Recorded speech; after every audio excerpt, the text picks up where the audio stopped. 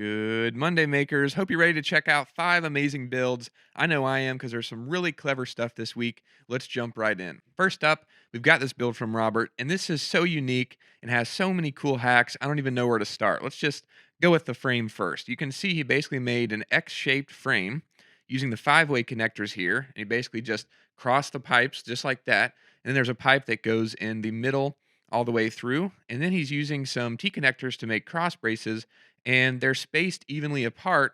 So the roll of PEX tubing kind of sits on the outside of the frame, which is a really good idea.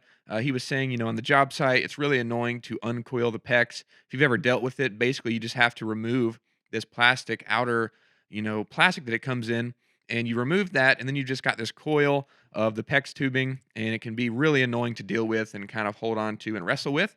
So he made this to be an uncoiler for it.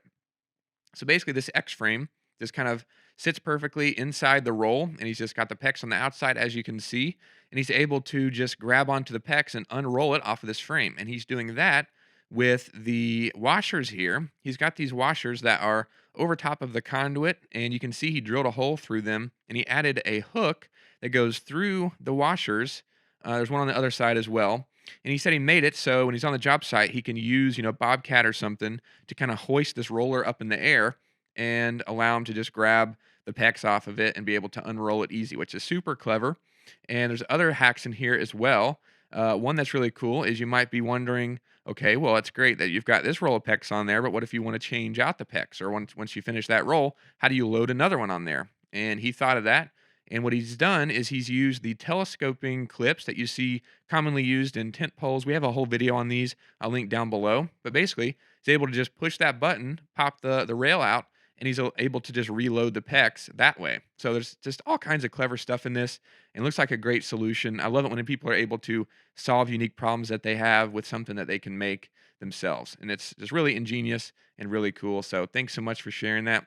Really love seeing it, Robert. Next up is not really a build, but kind of a fix for something that Jeff already had, and this is super awesome. He said he's got a snowblower, as you can see here. This is the snowblower, and it looks like just like any of the push mowers that you might have seen. And we're down here in the South. I haven't seen a lot of snowblowers, but it looks very similar to a push mower. And he said this joint here between this upper part of the handle and the lower part of the frame broke. He said it didn't take much and it broke. And of course, the manufacturer doesn't sell a replacement. So he's just kind of left out in the cold. No pun intended. Actually, there's a little bit of pun intended. But he was left out in the cold and didn't want to just replace the whole snowblower just because that joint messed up. So what he's done is he's got two of the maker pipe couplings, and he basically just put them over top of the two pieces to just join them together. They're made to join conduit together, but apparently the diameter of this handle was just right to be able to sit inside of there. And then to reinforce it even more, he drilled all the way through the handle pipes and then just added a bolt all the way through the coupling, all the way through the handle. Did that on all four, as you can see, or I guess both holes in the coupling on both handle sides. And yeah, just reinforced it. He said it's super strong, and now he's able to use the snowblower again, and he didn't have to replace it just because of those joints, which is super cool. Thanks so much to Jeff for sharing that. Love seeing stuff like that. It's just a really awesome story. Next up is a build from Jennifer. Another great use of materials. This is a enclosed trailer, as you can see. Looks like they've got some hay in there. Maybe they have some livestock or something that they keep in there, or just maybe they use this trailer to just move hay bales or something. But basically, they created these gates, and she did a great job. They look really nice and really sleek. And then it looks like they use some of the elbows that you can get for electrical conduit off the shelf. Just two pipes at an elbow. She used some of those in the corners. It looks really nice. And then she used the maker pipe T connectors to do the kind of cross braces from side to side. And I believe these panels are made to be removable. It looks like they hinge at least. Just kind of open and close. It's a gate, she said. So I would imagine it opens and closes. I'm not entirely sure how she did it. It looks like maybe some off the shelf couplings, maybe drilled into the wall, and they're kind of sitting inside of one. Not entirely sure, but that could be a solution. We saw something from Dellin, I believe, a couple years ago, where he used some off-the-shelf couplings to make a hinge. It could be something like that. You could also use, I think, spring clips in this way.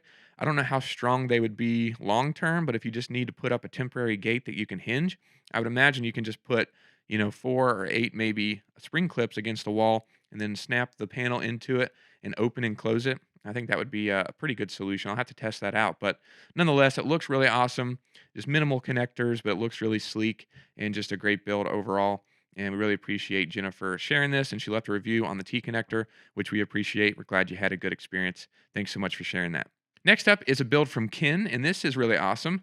This looks like a Yamaha utility vehicle of some sort. Not really sure. I'm not too familiar with UTVs and the different models and things, but nonetheless, you can see here he's got this bed on the back of it, and he created this canopy that goes over the top, and it looks like that's to keep the sun in out of the dog's eyes and just kind of give some shade to everybody, really, I guess, inside of the vehicle. And looks awesome. It's just 4 verticals, one in each corner, and there's cross braces with T connectors. I like how he's using the cross braces to kind of hang these bags back here. It looks like some really nice quality bags.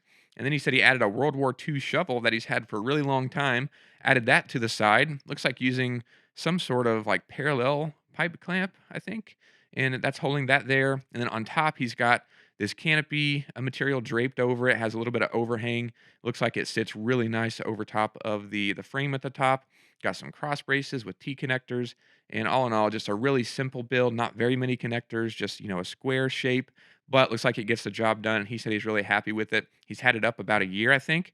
Said he's made some changes. He's added these cross braces, had some extra T's laying around, and said why not just add those on there for extra strength. And then he was able to use one of them to add the shovel on the side. Yeah, just a really awesome build. Thanks so much, Ken, for sharing that. It's really great, really awesome to see. Last but not least is a build from Tian, I think. Tian, not really sure how to pronounce it. I'm sorry if I'm mispronouncing it, but they made a really awesome trellis for their steel raised garden beds. And they're, very similar to other trellises we've seen, rectangle shape. They use some cattle panels to allow the plants to climb up, which is a really good technique. We'll go and see if we can find. Here's a picture of it. So, like I said, just the normal rectangle shapes that we normally see for trellises. They use T connectors, 180s, 4-way connectors. Done a really great job with the build. You can see they're kind of going over top of the walkway and go between the two raised beds. That's a really common technique that we see with gardeners and using conduit and maker pipe, because once the plants climb up, you'll have this really cool walkway and you can kind of walk through and have plants on both sides, which is really awesome. And you can see the netting they have going all the way over the top. And what's really cool, and one highlight that I wanted to shout out and kind of draw your attention to, here we can see all the conduit they use. Looks like a mixture of 3/4 and 1/2 inch conduit, maybe even some 1 inch in there. And they documented some of the build. There you can see the maker pipe connectors. They've got a level, and here they are putting it together. It's really cool. But one highlight that I wanted to shout out that I think is really unique that we haven't really seen, we have seen people bury conduit in the soil to, and then it goes up into the vertical, and then in the rest of the build, and the rest of the frame is filled out. But what they've done is they've hammered some PVC pipe in the soil, and this creates a little bit of a stand of sorts that they can, slide the conduit into and then easily take out if you want. If you're doing a removable build, if you want different trellises for different plants, or if you want to drop in a greenhouse or a sunshade of some sorts, you can basically customize it and take out the conduit really easily and have like a modular garden solution for all kinds of different stuff, which is really awesome. And they've just done that by hammering PVC into the soil, as you can see here, and then the conduit verticals, there you see, just go right into the PVC and are able to just slide in and out. Thought that was really unique. We saw somebody do that with conduit. This is the first time I think we've seen it done with PVC, and it's just a really clever use of materials, especially if you have some PVC laying around. So thanks so much for sharing that. It's delectable.day on Instagram. They have all kinds of amazing garden content, and looks like they're really successful garden, all kinds of beautiful plants and vegetables and different things. So definitely check them out. I'll link their Instagram down below. Definitely give them a follow and check out their gardening content. And if you want to see any of the other builds, they'll also be linked down below. Thanks everybody for hanging out with me and checking out these builds. We're another great group this week. We love doing these episodes. Thanks so much. We'll see you in the next video.